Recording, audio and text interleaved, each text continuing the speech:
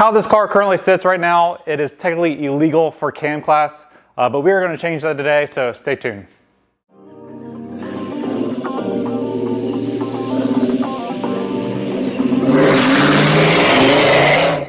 Welcome back, everybody.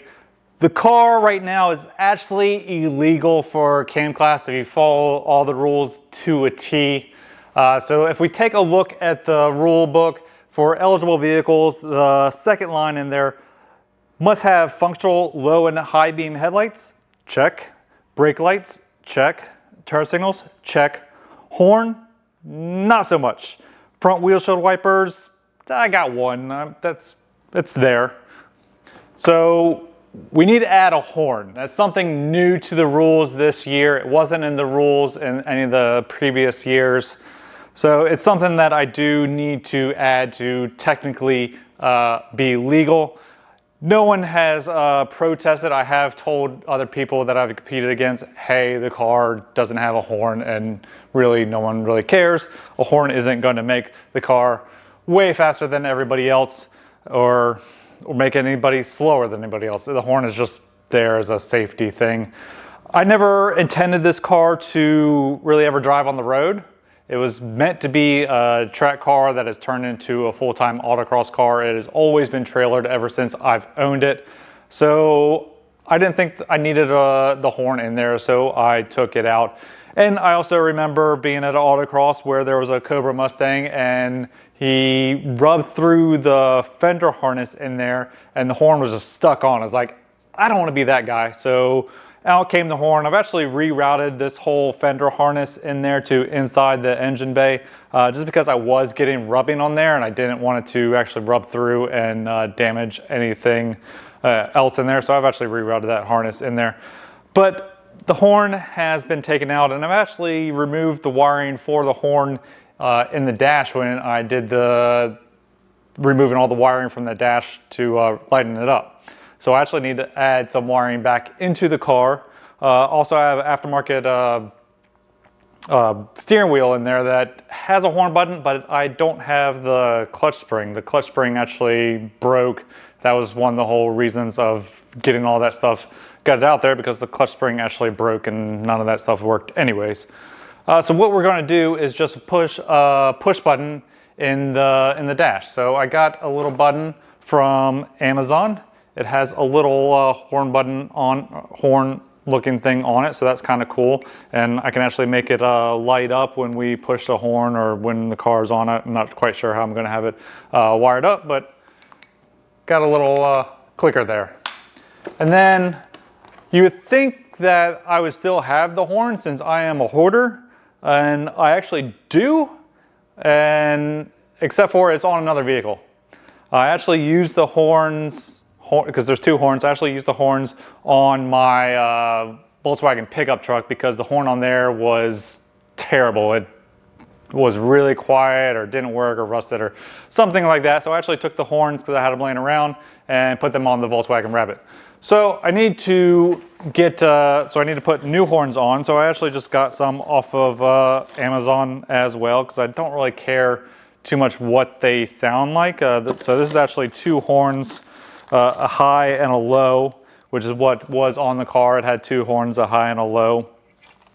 I was thinking about making, or putting on like some maybe funny sounding horn or something like that, but figured this is just the easiest to go. It was really cheap, so we will get the horns all mounted up. I'm going to try to do it as factory kind of as possible as I like to do. So I still have the wiring in here for the horn. I still have like the fuse and the relay. I just need to run the wire in underneath the dash to my switch, and hopefully I can reuse pretty much all the stock stuff still there to just trigger the horn on and off by using that little push button in the dash.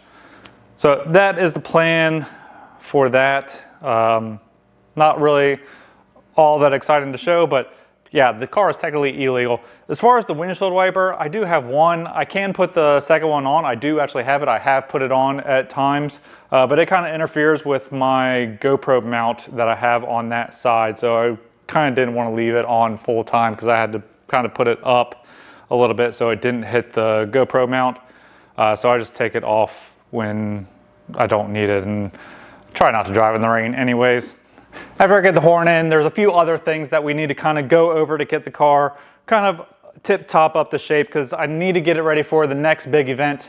I am taking this car to Autocross Week, which I am super excited about, but we just need to make sure that it is reliable. It needs to actually drive between each event, and the total mileage I think is going to be close to like 500 miles. So we need to make sure that this car is reliable and can actually make it that distance. So we got some things to kind of go over and check. So let's jump into it.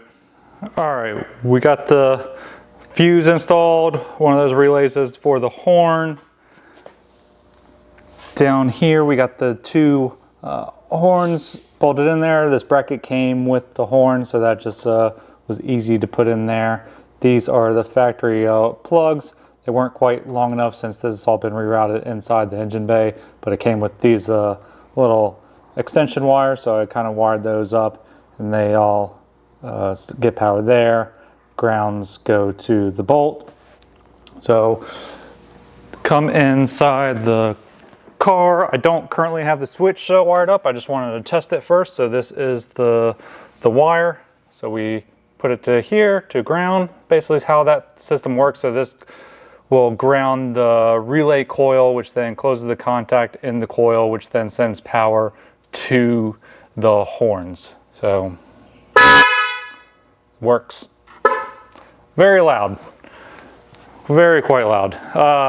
So all I need to do now is get the switch wired in, which I'm going to put the switch, or the button I should say, the button is going to go right here, just so it's easy to reach. It's in the central panel with everything else. Putting it over anywhere here I didn't really like, and as I said, I don't have the clock spring in here. It would be nice to figure out a way to put it onto the horn switch, but for right now, a button right there is perfect. Let's talk wiring real quick. So this is just a simple push button. It does light up, so that's why it has so many wires. So basically this red one would be your power in, this black one is your ground. So when those see power, the light will turn on. Then you have these other wires. So this one is the common one coming in, and this is kind of written on this switch. It's really hard to see, but on there is like a C, a normally open, a normally close, positive, negative. So that's kind of how I know what it is. But yeah, these are power and ground. Then this is our common wire. Then this is the normally open, and then this green is our normally closed. So if we were to check these, so we'll put this lead onto here, and we have the meter set to continuity right now. So if we touch it to here, so that's our normally closed circuit. So when we push the button, it opens up. And then if we go on to the other one, which is our normally open switch, so meaning that it closes when we push the button. So right now, no continuity. We push the button, continuity. So that is the one that we're going to be using. This green one, we are not going to use at all, so we will kind of tie it up out of the way.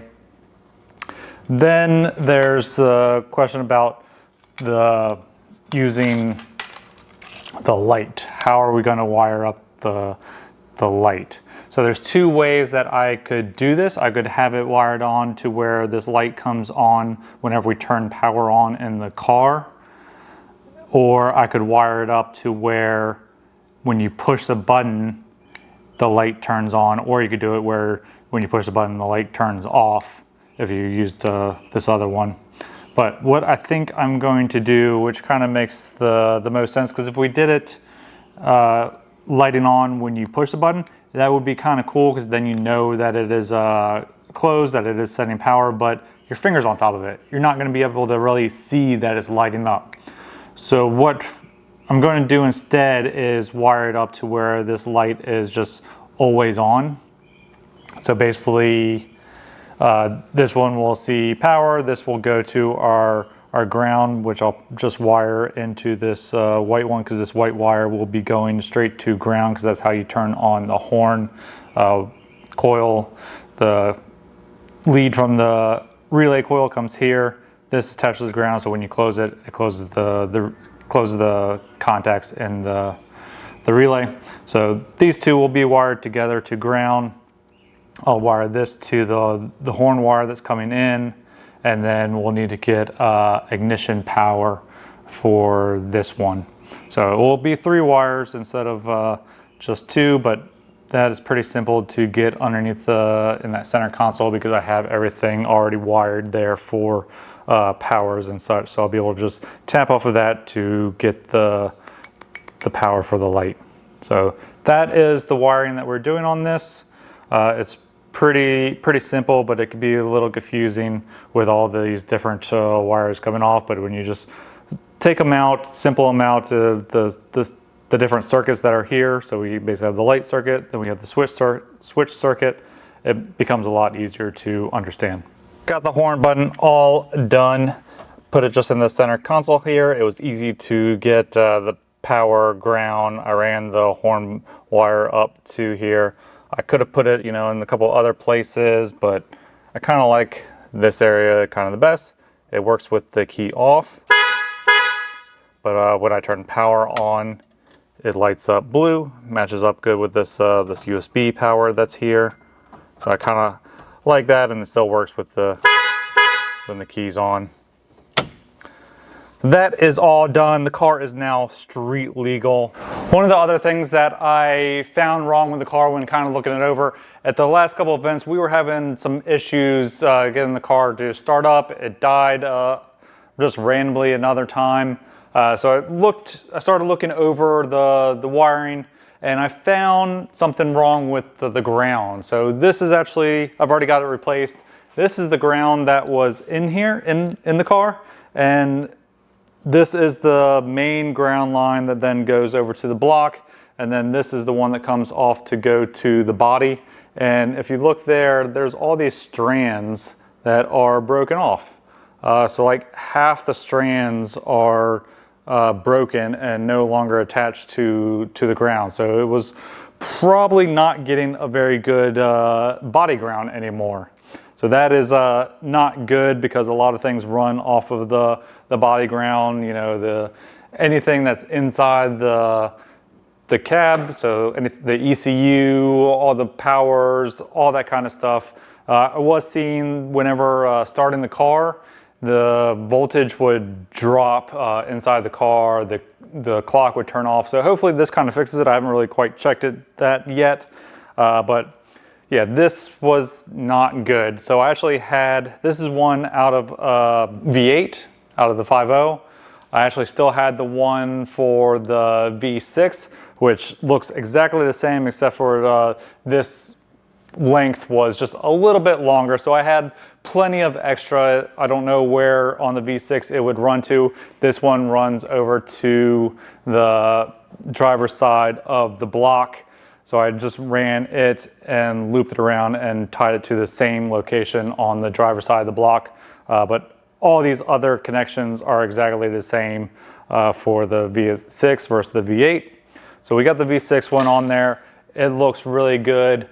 So hopefully that is better. I also cleaned up all the terminals. There was a little bit of corrosion on them. Another thing that was wrong with this one is it's got a crack in here. So whenever you tighten up, it would never actually fully tighten, and this was kind of loose. I did put like a little brass sleeve in there to tighten it up, and that did work, but then we got corrosion that was in between the brass sleeve and this terminal, so that was also not very good, getting a poor connection. So that sleeve is now removed out of there. I cleaned up all the terminals, power and ground, and then also put some dielectric grease on there. I read that can help with the corrosion issue, so hopefully that will solve any corrosion issues that are going on. I was also reading that if you have corrosion on your positive side, then that is overcharging. So then you need to start looking at your alternator, see if maybe the regulator is bad or something like that. If you have corrosion on the negative side, that is a poor ground location to either the body or the block or something like that. I was actually getting corrosion on both sides, but it was worse on the negative side. So as I found in that wiring, there was a little bit of issue with probably the connection to the ground for the body. So hopefully that is all fixed up, and maybe we have actually good voltage going to everything. We don't have any more voltage drops. If we still do have some issues, then this battery might be on its way out. I don't really remember how long I've had this battery in there. I didn't think it was that old, but it could be on its way out. As these things get discharged a lot and then recharged back up, it just takes a lot of life out of them. Maybe I will try to change over to one of the lightweight batteries. That would be really nice. They are a little bit more expensive, but the lithium ion ones I heard have longer life. They can last up to like 8 years if taken care of. But you also have to charge them differently. So the normal charger that I have for the car or for any of the batteries won't work. I have to get a battery charger for the lithium ion batteries, probably from the same company that I get it from, whether it be Braille or anti-gravity or some other ones. So that just adds up on the price a little bit more on an already expensive couple $100 battery. So we'll see how that goes. It would be nice to also get some of the weight removed from this front, and I still would put the battery right there. I just don't really want to run long cables. I don't really need to get weight to the back. This isn't a drag race car. It would be nice to get weight off the front, but it's kind of even side to side, and the weight doesn't really matter that much to me right up there. So that is one of the other things that I've done to get this car ready. All right, the horn is all done. I fixed the ground cable that was coming off the battery. That is all good. The car is now street legal completely. It's legal for cam class. It's legal for autocross week. I got a few more things that I need to do for autocross week to kind of get the car kind of buttoned up and ready to hopefully be reliable. We will save that for the next video. But for now, thank you guys for watching, and we'll see you in the next one. Later.